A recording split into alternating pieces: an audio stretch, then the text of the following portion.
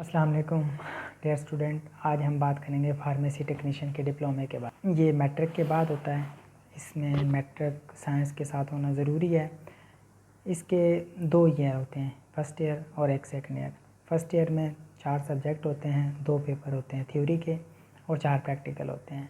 First year की अगर हम बात कर लेते हैं तो इसके जो एग्ज़ाम का जो पैटर्न वो ऐसे है कि NTS इसका एग्ज़ाम लेता है, नेशनल टेस्टिंग सर्विस। ठीक है, एक जो पेपर होता है उसमें 60% MCQs होते हैं और 60% उसके SCQs होते हैं।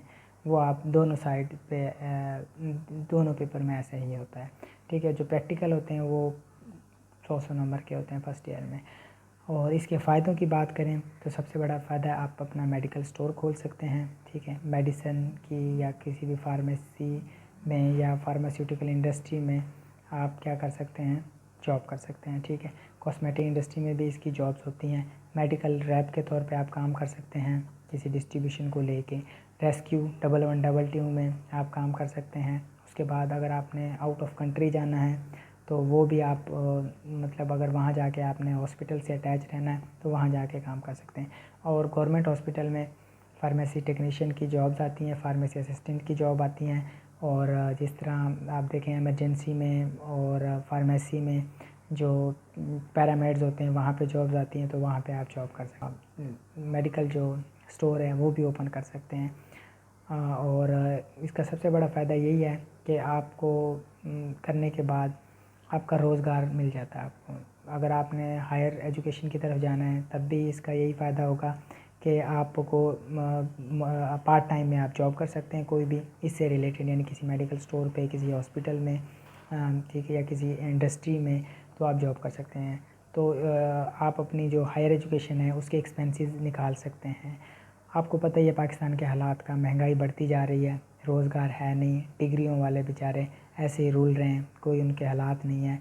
तो ये सारी चीज़ें बड़ा ही एक कहते हैं ना कन्फ्यूजिंग क्रिएट करती हैं कि हम क्या किया जाए और क्या नहीं किया जाए। तो मैं स्टूडेंट को मशवरा देता हूँ कि आपको मतलब फार्मेसी टेक्नीशियन करना चाहिए। इसके अलावा भी आपकी फ़ैमिली में कोई ना कोई इंसान मेडिकल का ज़रूर होना चाहिए जो आपको अच्छे से गाइड कर सके। आपको पता है कि हमारे यहाँ बहुत सारे क्या मैक्सिमम लोगों को कोई नॉलेज नहीं होता।